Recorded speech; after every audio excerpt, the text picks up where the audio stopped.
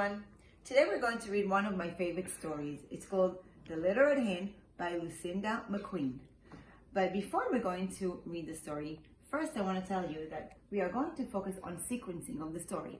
And what is sequencing? It's an order of events in a story.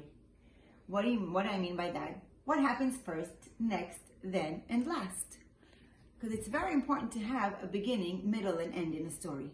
So we're going to read the story and then we're going to focus what is the order of the story. So let's begin. The Little Red Hen.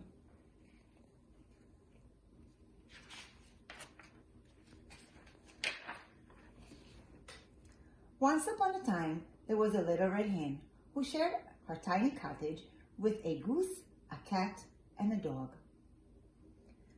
The goose was a gossip. She chatted with her neighbors all day long. The cat was very vain. She brushed her fur, straightened her whiskers, and polished her clothes all day long. The dog was always sleepy. He napped on the front porch swing all day long. The little red hen ended up doing all the work around the house. She cooked and cleaned and took out the trash. She mowed the lawn and raked the leaves. She even did all the shopping. One morning on her way to the market, the little red hen found a few grains of wheat. She put them in the pocket of her apron. When she got home, she asked her friends, "Who will help me plant these grains of wheat?" "Not I," said the goose. "Not I," said the cat. "Not I," said the dog.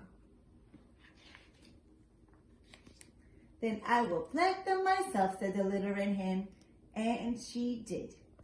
When the grains of wheat began to sprout, the little red hen cried, "Look, the wheat I planted is coming up. Who will help me take care of this summer?" "Not I," said the goose.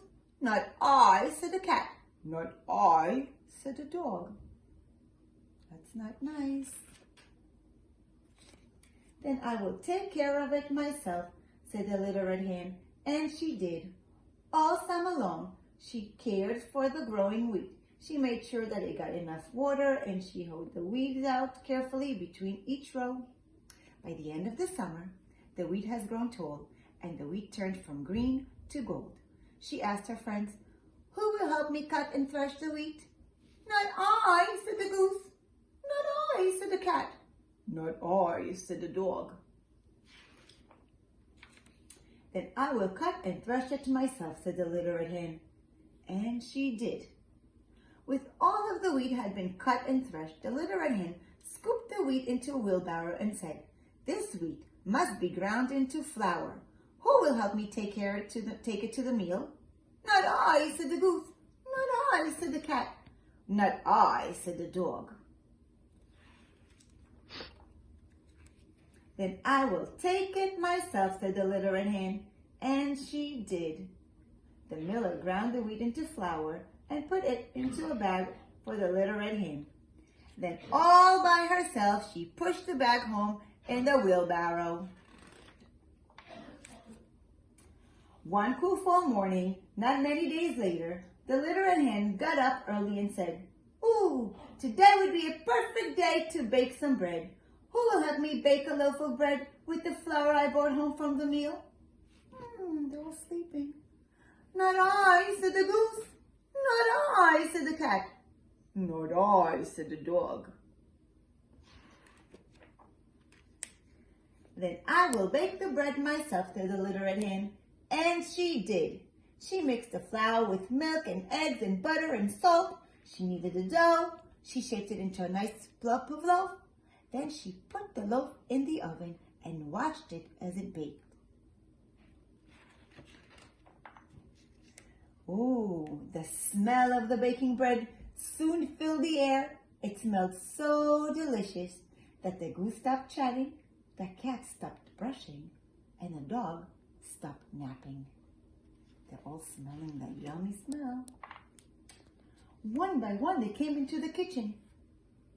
When the little red hen took the freshly baked loaf of bread out of the oven, she said, "Who will help me eat this bread?" "Oh, I will," said the goose. "Oh, and I will," said the cat. "Oh, and I will," said the dog. You guys think they deserve eating it?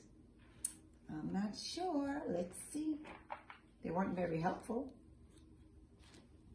"You will," said the little red hen. "Who planted the wheat and took care of it?" "I did."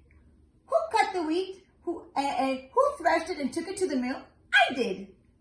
"Who brought the flour home and baked it into this loaf of bread?" "I did. I did it all by myself. Now I am going to eat it all by myself." And that is exactly what she did. She ate it all by herself. Now, we want to sequence the story after we finish reading the story.